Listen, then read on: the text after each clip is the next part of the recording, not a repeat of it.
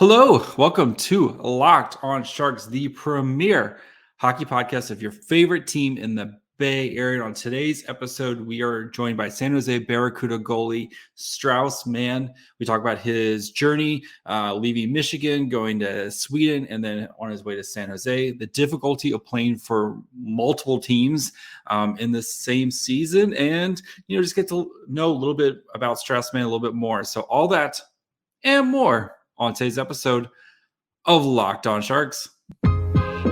You're Locked on Sharks, your daily podcast on the San Jose Sharks. Part of the Locked on Podcast Network, your team every day.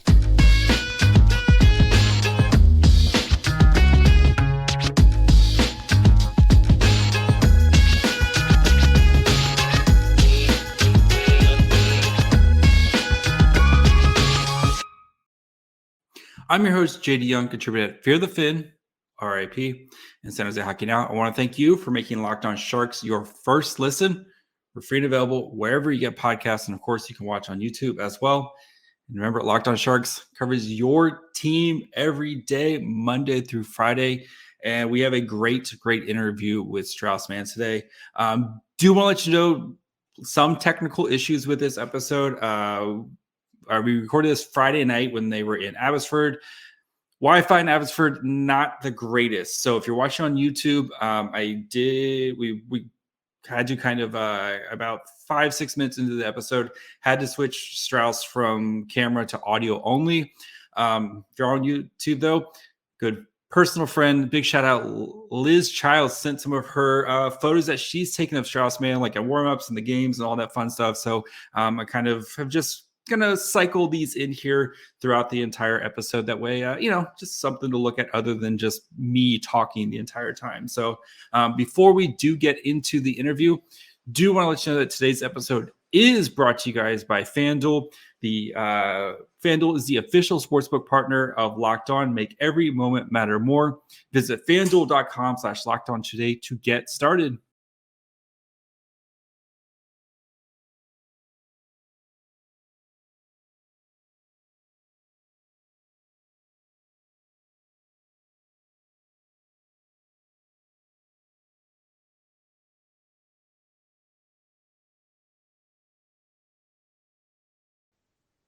And now we bring in San Jose Sharks prospect Strauss Mann. How's it going, buddy? Good. Thanks for having me on. No, thanks for coming on. I know it's been kind of crazy with you this season, kind of running around all, halfway across the country a bunch of times, but wanted to get you on, wanted people to, I've had plenty of people asking when are you going to get Strauss Mann on. So want to get you on it for people to get to know you a little bit better. So I got to start with, when did you realize that you could be like a professional hockey player? When did that kind of moment click for you? To be honest, I've just been taking it year by year. I think my coach said something to me in juniors after we had just won the championship. We were playing in Youngstown, and I was playing with the Fargo Force. So it was like a 20-hour bus ride back after we won. And you can imagine it was a pretty fun bus ride after having just won. And I was just having a conversation with the assistant coach, Eli, who's also the goalie coach. And he said something like about the draft that summer, and that stuff had like never crossed my mind at all. It was just, for me, the dream come true to commit to Michigan at that time. And then I think when I got to Michigan and my sophomore year especially had a decent year, I think it seemed like a possibility, but there were a lot of steps before then.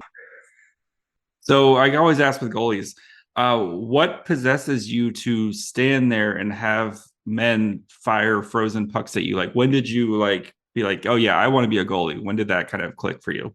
Yeah, it's pretty nuts for sure. I question that choice about every day, but no, in all seriousness, it's a unique position, and I can't say I play it, or the reason I love playing it now is the same reason I started playing it for. I think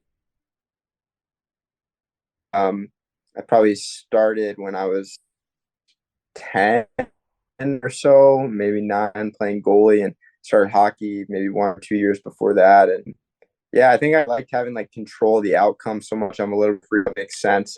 Mhm. And then over time, I really loved the position for just how like mentally challenging it is and how much it's forced me to grow in different areas of my life. And it's honestly just shaped me into the person I am today in so many ways. So it's hard times playing this position because of all the pressure Mhm. and all that, but it's also really rewarding. Yeah. Who's your favorite goalie growing up, or who is kind of like your goalie idol? Yeah, definitely Henrik Lundqvist. I was a big Rangers fan growing up, went to a ton of games, watched just about every game on TV, and he was my childhood hero.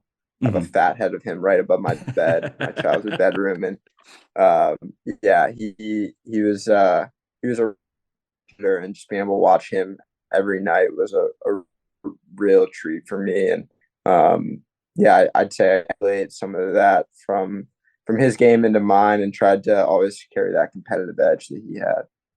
I mean, there could be way. You're not doing too bad if that's the fat head. That's a pretty attractive man to have a fat head of in your bedroom there with Lundqvist. So I mean, Yeah, I mean, very attractive yeah, man. he had the helmet on, so I don't know if that was the reason, but uh, that's I guess that checks another box. All right. So you mentioned, going to Michigan. Why did you choose Michigan? Did you have a kind of a bunch of options? Were you always wanted to go the college route? Why Michigan? Yeah, I think the college route was always the one for me. It's more popular from where I came from and in the Mhm. U.S. in general. So I never really thought about anything other than that. And for me, it was not really a big uh, possibility to play Division 1 at all until much later than most. I think I just always grew up watching Michigan and on TV on Saturdays, and for me, it was just this amazing school with a great mix of academics and the Mhm. whole sports culture. It was just really a place I wanted to be. And so as soon as I got the opportunity to kind of uh, be a target to those Big Ten schools when I was in the USHL, that was the one I wanted to go to. And I made it a priority to make sure they knew that I was uncommitted. And Mhm. they watched a couple of games and liked me. So then I committed the day I got the offer. So, of course, you got to wear the C. What does that mean to you being a captain at Michigan, and especially as a goalie, right? I mean, we don't see very many goalie captains at all. So, what did that mean to you? Yeah, it was definitely a huge honor and Mhm. also probably the biggest challenge of my life to this point.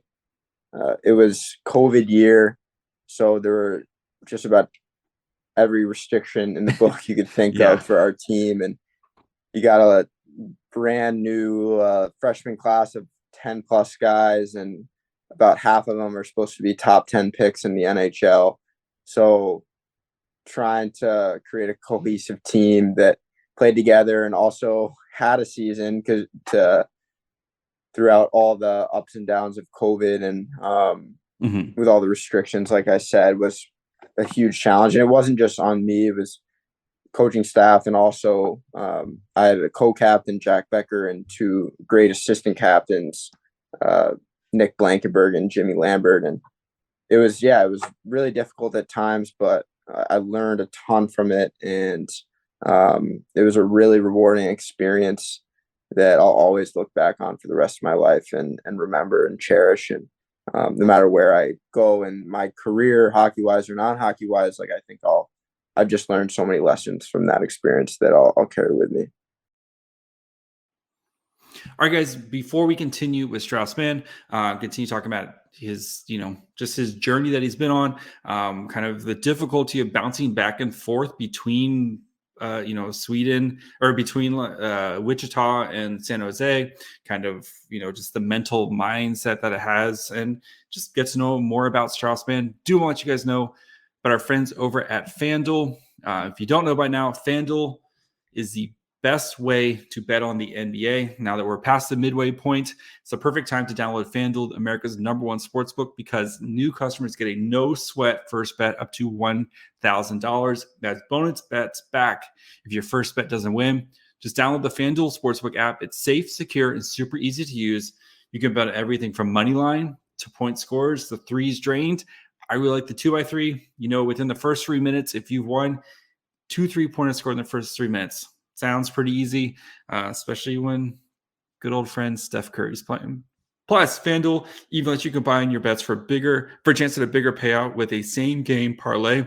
So don't miss the chance to get your no sweat first bet up to $1,000 of bonus bets when you go to FanDuel.com/lockedon. That's FanDuel.com/lockedon to learn more. Make every moment more with FanDuel, an official sportsbook partner betting of the NBA. I mean, yeah, you mentioned that team, right? You have guys like Kent Johnson and, Thomas Bordelot, all these guys that are on the team. A lot of pressure. Like, what does it kind of feel like every night knowing you go in and it's like every team is trying to beat you? You're one of the most talked about teams. Just kind of all the pressure that team had to deal with. Yeah, we definitely probably had a target on our back. It was hard, and it was also hard because all these different players, they're using this as kind of a stepping stone to their NHL careers, and that's not a bad thing or a good thing. It was the reality, and I think it was hard at times to create that shared goal. But I'm really grateful for the guys that we had, because even though they had a lot to play for moving forward and maybe using this as their development years, they were all amazing guys and really bought into what the coaches and like the players were trying to put before them. And there were no egos in that room, so that made it a lot easier. But yeah, it was also just amazing every day to go to the rink and practice with those guys. Like, it made my transition, I know, from college to pro a lot less difficult, just because every day in practice, it felt like I was facing NHL skill. And that was something I didn't really realize until I made that next step.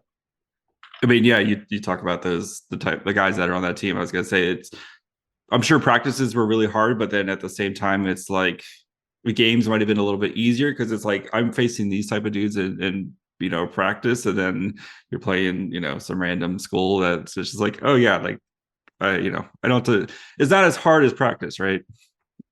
Yeah, exactly. They definitely made it difficult on me. It was a ton of fun, and I just loved like staying out late with the young guys who would just come in, like, we're just working on their skills every day, and they kept me honest. And just shootouts or whatnot, like, imagine facing Kent Johnson 10 times after each practice in a shootout. Like, the stuff he would come up with was crazy. Yeah, I'm sure we've seen with Bordelot, right? His shootout skills too. But you're not telling the secret to stop Bordelot, right? Yeah, I don't know if there is a secret.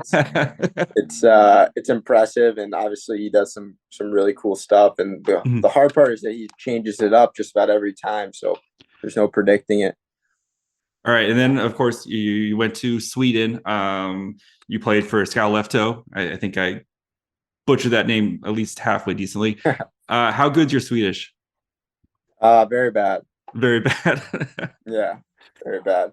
But enough that I can say a word or two to William Eklund.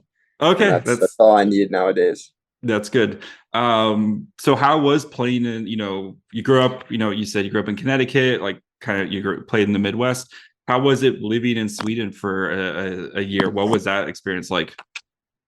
Yeah, it was completely different for sure than Connecticut, also just Michigan or anywhere in the U.S. And I think that was also really exciting for me. I was looking for something different and ready to learn and grow as both a player and a human being. And the hockey first, like, yeah, it's a different style out there. They have the Olympic sheet, so the game changes. It's a lot more possession based.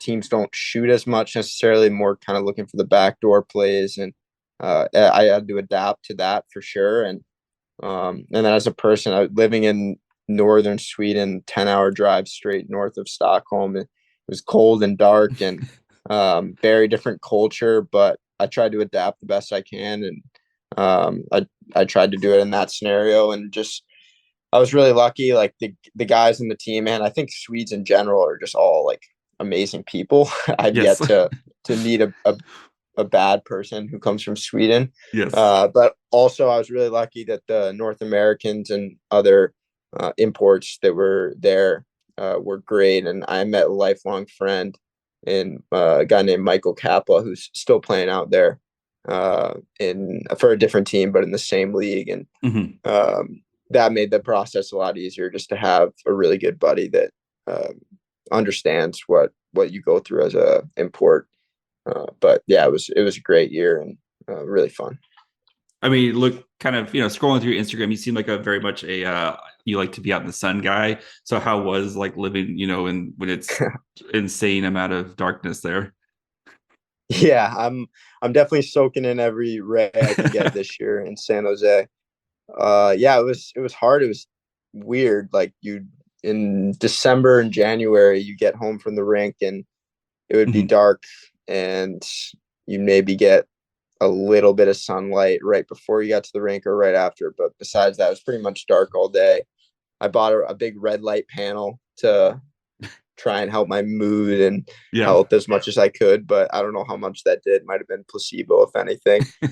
But it was cool. Like just talking to the guys, a lot of the guys on the team are from the area, and the oldest guy on the team, a guy named Joachim Lindstrom, I asked him at the end of the year, I'm like, do you ever get used to this? And he's like, no, like I grew up here and I question why I live here all the time still, because it's crazy. But other guys, they like it. Like it's very peaceful, I will admit. Melker Carlson actually said that, who I know played for the Sharks a few years ago. He was my stallmate, and he really liked it. He's a pretty low key guy, and yeah, you just like the snow kind of lights up the area. It's pitch black, but there's snow on the ground for 4 months, so it is kind of beautiful and Christmas vibes.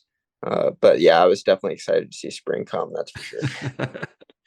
All right, and then of course you signed with San Jose this spring. Did you have any other NHL offers? Like, what kind of attracted you to San Jose? Did Bordelot be like, dude, let's run this back? Like, what happened? How did you come to San Jose? Yeah, I mean, it was pretty much right after the Olympics that I was deciding, and I had a couple offers and interests, and won't get too much into that, but just seemed like the Sharks were the team that liked me the most and had the most opportunity for me. And that's all I've asked for in my career. Is I know nothing will get handed to me, and I don't want to get handed anything. I think it's a lot more fun when you earn things, and you definitely have to do that in the National Hockey League. That's for sure, no matter who you are. And I especially know that at my size. So I just knew they were going to give me an opportunity, and that's all I could ask for. And so, yeah, I just jumped on it. And then you mentioned the Olympics. So what was it like kind of representing your country and, again, going through Beijing, playing in Beijing? I know they had a bunch of COVID protocols going in. I know you guys had to quarantine, all that fun stuff. What was your Olympic experience like? Yeah, I mean, that was just amazing. Like I never expected to play in the Olympics, that's for sure. And as soon as I was kind of hearing maybe the NHL was going to drop out, like as early as the summer before, I was just like, it's kind of all I could think about. And then when they officially did drop out, and then it was just like top of my mind every day. And I finally got that call. I was so excited. I texted my family, and that was so cool about it. Like from that text to the end of it, and honestly, still till today, it's just how much it meant to the people that know me, and especially my family. But just coming back home after my season in Sweden, just it was overwhelming, honestly, the amount of people that came up to me and said they watched and followed. And it shows how cool the Olympics are in general, and also in the United States. Like I didn't really realize this, but in Sweden, it was definitely amazing. Like we had a guy in our team who played for the Swedish team, and when he came back, he definitely got a little glory here and there, but it was pretty low key. And for the Americans, it was just a totally different ball game. Like even while we were there during the opening closing ceremonies, we had our own set of cameras on just the Americans, and that was something I never really realized, and it made me grateful to play for our country and put on the red, white, and blue for sure. Like for me, it was the first time in my life, so that was something I will never forget for sure. And then, of course, right, head coach David Quinn, now coaching for the Sharks. When he gets announced, you're like, oh, hey, look, I know this guy. Like, it was a kind of a nice little, I mean, I guess that's the hockey community is very small, but just kind of a nice little, like, okay, I kind of know what he's expecting type of situation. Yeah, I mean it's nice. I'm really glad he got the job in San Mhm. Jose. I know he had been kind of in the open market for a while and searching for a new NHL job after New York, and I had him for the Olympics and for Worlds later in May, and I thought he did like a fantastic job with both teams. Both teams had tough endings and kind of unlucky circumstances in both situations. But he did a really good job, and those are tough teams to coach too. You don't get a lot of time Yeah. to prepare. So I was definitely excited to see when he signed with the Sharks, and obviously it's been a little bit of a tough year for them, but I think he's done a pretty good job from what I can see, and Mhm. yeah. It's also you're a Northeast guy, so I mean I'm sure there's the kindred ship there too as well. But all right, so I gotta ask, how long is the trip from San Jose to Wichita? How long's each trip? Yep. Well, it's usually about maybe 7 hour travel day. Usually you got the flight to Denver is what it is, and then bit of Mm, layover and then flight to Wichita. It's could be worse. There is a airport in Wichita only like 10-15 minutes away. So okay. uh yeah. But I definitely see the fans are loving that I'm getting the frequent flyer miles. Yes, I have definitely not mentioned that at all on Twitter or anything like that as well. So, are you a big nap guy or watch a movie guy on the plane? Especially because like normally, you're on a plane with the team or with the guys or something like that. Like, I'm sure there's card games or whatever. But like when you're by yourself, you're flying commercial. Like, what are you doing to keep yourself occupied for 7 hours? Yeah, it's a good question. Everyone's so different in this aspect. A lot of guys like to watch something. Some Yeah, guys are, like you said, out like a light as soon as they hop in their plane seat. very jealous of those people, right? Yeah, me too. I have a tough time falling asleep, but I will if I'm that tired for sure. Mhm. For the most part, though, I'm trying to read as much as I can, try and keep my brain busy and active, and maybe some audiobooks here and there, or yeah, I don't know. I try and just spend the time doing things that I have to do, like use it as an opportunity to do the busy work you always wish you had time for. And so that's kind of my approach. Hopefully not too many of these trips coming up, but 3 games in 3 days that they do in the ECHL, that's like insane, right? I'm not crazy when I think that's insane. Yeah, no comment. That's above my pay grade, but it's pretty crazy. I'm lucky that I haven't played all three in those 3-and-3s yet. So Friday, Sunday is not too bad for me, but for the Mhm. guys, I feel really bad sometimes. And Is it yeah, by Sunday? Like, is it it's there? pretty tough. It's I'll tough. give it. I'll give the league or whoever some credit that I think they've decreased those in the past years, especially in the AHL. But yeah, Mhm. it's really tough on the guys, and um, they're warriors, and like hockey players will play through anything, but Yeah, you just hate to see like injuries and stuff like that happen in the third games when guys are just so run down. And yeah, but it's also entertainment, and I get that aspect of it, and yeah. they gotta bring in the revenue somehow. So yeah, like I said, above my pay grade there. That's fine. I can comment on it. It's insane. I don't know how they do it. All right. Being named the rookie of the month in the ECHL in October, like how big of a confidence boost is that to be like, you're starting your pro career in North America, new contract with the Sharks, kind of figuring things out, and then bam, being named the rookie of the month. That had to be a huge confidence boost, right? Yeah, I mean that stuff's always nice. Mm-hmm. I'd be lying if I said I didn't think about it at all. But with that being said, I also try my best to not Mm-hmm. really care about it too much because I mean, when you think about it, that stuff gets decided by one or two people in the media, and Yeah. if you rely on the media to build your confidence, then it's going to be a rough road over the long term.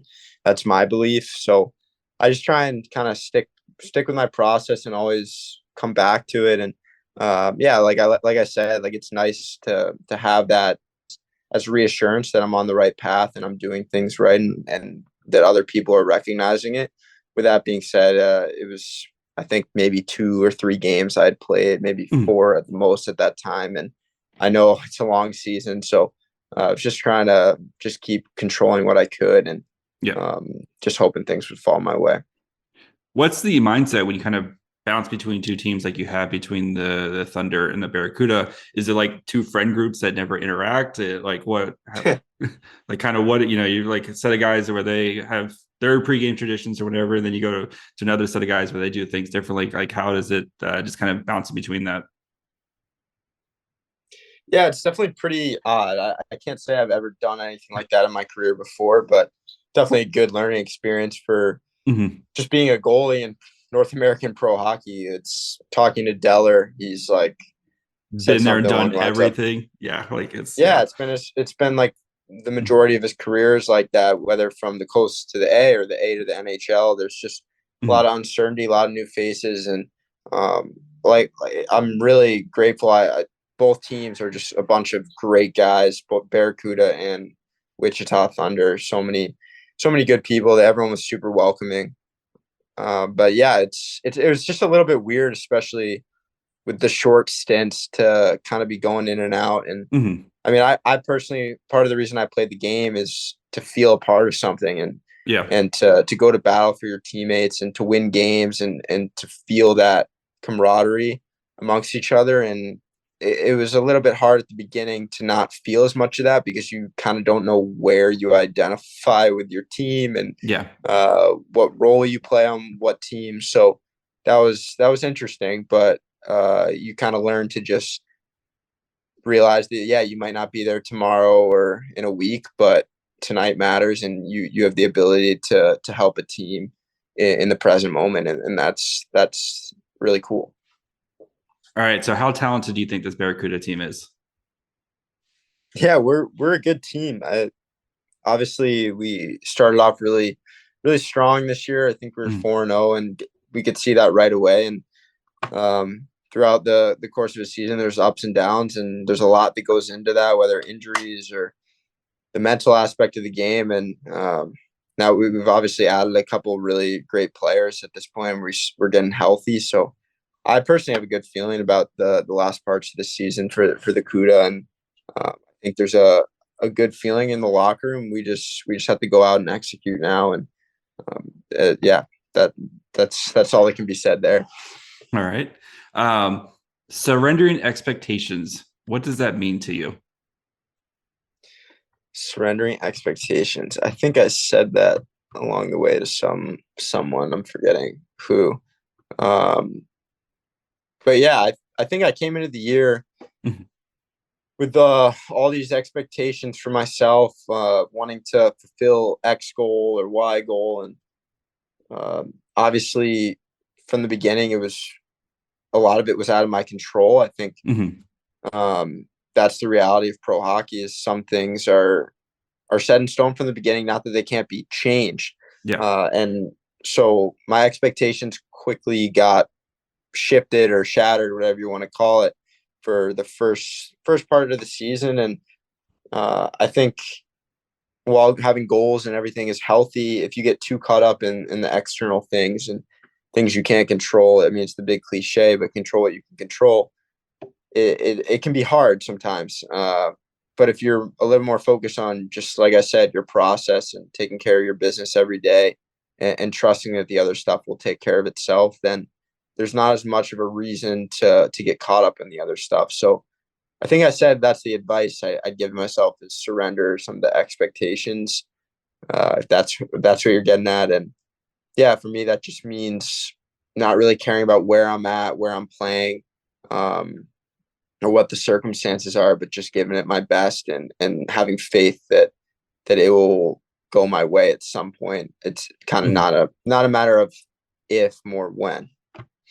All right, we'll get you out here on a couple more lighthearted questions here. So I'm going to ask your favorite variations of each, like jersey variations. So of some of the different teams you played for. So Michigan, which is your favorite Michigan jersey? Oof. There's so many good ones. I loved wearing maize. I just thought it was really cool. Like, They're yeah, very and nice. Yes. it's just, yeah, it's a great color. I know there needs to be, because like hockey, it's all. I mean, the Sharks, of course, are have great colors, but like there's way too many just like reds and blues and whites, and it's like we need some more variation in the colors. For Um, sure. all right, Wichita, which is your favorite variation? We actually had really cool black jerseys with like Mm, a hammer or something. I don't know if that's what it is in the middle, and I like those. all right, and then Escape Life toe. I just really screwed that one up. Do It's they yeah, do it's like a lot of weird variations over like in Sweden, or is it like kind of here's your jerseys? yeah, not a lot of weird variations. They Mhm. kind of had like two main jerseys, and then we played in something called the Champions League, which is what you think it is if you know soccer. It's the Yeah. same sort of thing. You play different teams in Europe outside of Sweden, and I liked actually our Champions League jerseys. They weren't the prettiest or the nicest, but they had the sponsor all over them was Strauss, and Oh, that's like yeah, it's a German clothing company that was sponsoring that league. So those were definitely my favorite. oh, there you go. Your name's written all over it. Yeah, exactly. All right, and the Barracuda ones. Which one's your favorite of the Barracuda ones? Barracuda ones. I think also the black ones. You I also like like. the black. It's a clean look. Mhm. Gotcha. I know, and I think too with your pads, like I think it goes very well with your pads as well. So, um, Thank you. pregame superstitions. Are you a superstitious guy, a little stitious guy, or are you a let it flow guy?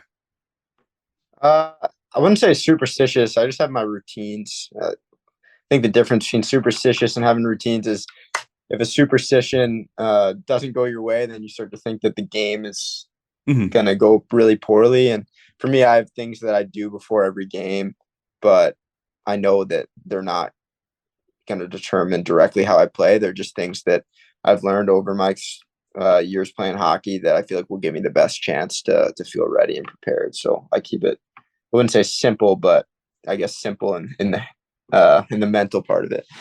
Are you a music guy, or are you kind of like headphones guy, or are you kind of whatever the DJ's playing? You know, it depends on the game. I Mhm. will do headphones, but I got the ones with the wires still in them, and for a reason we don't need to get into. But yeah, it's sometimes annoying to carry the phone around while I'm doing my stretching. So maybe I'll just listen to the speaker. I Are you trust the a? guys. So. You're not a lose your AirPods guy, are you? Oh, No, I'm a health freak, and the big thing with the AirPods, I don't want to ruin them for everyone listening, but it's just there's all that Bluetooth right near your brain is kind of it's a red worrisome. flag for me. So I kind of stay away from it. Understandable. Call me crazy, but that's just me. That's understandable. I know. I mean, you wonder like years from now with all like the cell phones and stuff, what's going to happen to us. But that's a discussion for another day. Coffee. Are you a coffee guy? Pre-game coffee? Are you iced hot? Um, Not a big coffee guy. I like the taste. I've gotten away from it for different reasons throughout the year, but yeah, I mean, sometimes I'll do black coffee. It Mhm. depends. I can't sleep very well after the game if I have it before the game, so I try and avoid too much caffeine before. Gotcha. Once you have kids, there's no you just have to surrender because there's no chance. All right, couple questions here. Last one. So socks and skates. Are you do you have to wear socks? Or are you a monster who goes sockless with your skates? Um. What do you mean, like the regular socks under my skates, Or do you just wear or like because there's guys who just don't wear socks with their ice skates. Are you wear socks, or are you yeah, a I wear okay. socks. I wear socks. Okay. Because yeah, Yeah, there's a couple monsters out there. I don't know how people do it. I So don't know who they are, but I know Ryan Merkley. Ryan Merkley actually does not wear socks with his skates. So that's pretty crazy. But whatever works. whatever. Yes. All right, and then get you out of here. What's your like favorite off-season activity? I know I've noticed you're a Chicago sports guy going to Cubs games. What's your favorite thing to do in the off season? Yeah, I mean, I've only been to one Cubs game, but Okay. I gotta say on the record, I'm a big Mets fan. So Okay. Okay. yeah, I go to when I'm home, I go to a lot more Mets games. But I just love hanging by the lake. Mhm.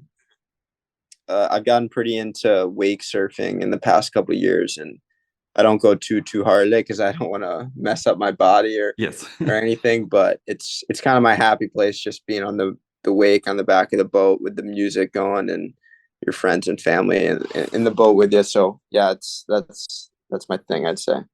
Gotcha. Yeah, I mean, I've tried it like once or twice, and I just ate it, and that was enough for me that day. So I know Joachim Blickfeld, who used to play for the Barracuda. He's a big wakeboarder, like does like crazy all the like spins and flips and all that fun stuff. So Gotcha. um, Yeah, I hate I used to water ski and wakeboard, and mm, that was a ton of fun, but it's just too hard on the body. So the surfing thing, you cruise at like 10 miles per hour, and it's pretty low key. So I like that. there you go.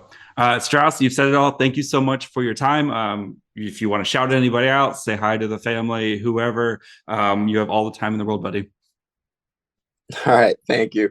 I don't know. I don't want to hurt anyone's feelings by not shouting them out. So I'm not gonna say Not going to anyone do that. specific. But yeah, thanks for having me on. I appreciate it. It was fun, and yeah, great questions, and I like sharing this stuff. So hopefully it wasn't too boring for the listeners. Oh no, it was great. Appreciate your time, buddy. Good luck the rest of the season, and hope to see you stay in San Jose the rest of the year. That's what we're hoping here. Thank you. So, Thanks so much. Appreciate it. all right, guys. I hope you enjoyed my conversation with Strauss Mann. Really interesting dude. Really well thought out answers. You know, you can tell how much he kind of thinks about the mental aspect of the game and how that I think is, you know, it's kind of 90% of the game is your mental aspect, and really interesting to talk to. I hope I get a chance to talk to him some more. Just I feel like there's a lot of meat still left on that bone with him. Just kind of what he's been up to and, you know, his path. So thank you guys for listening. Thank you guys for making Locked On Sharks your first listen. Again, cover your team every day. So we'll be back tomorrow with a breakdown of the Sharks game. Then on Saturday, you're going to have a special bonus episode, kind of just talking about Patrick Marleau. So I have a very special guest joining me for that. So make sure you guys check that out. So we're going to, you know, Patrick Marleau, what he means to us, what he means to the Sharks, and maybe his Hall of Fame case. So make sure you're following me on Twitter at MyFryHole. You can follow the show on Twitter, Facebook, and Instagram at Locked On Sharks. Listen wherever you get podcasts, Apple, Spotify, Amazon Music, and watch on YouTube as well. Make sure if you haven't hit subscribe. Really, I haven't done any live stuff, and I really maybe this weekend. Who knows? We'll try to do something here soon. So, yeah. Until next time. Bye, friends.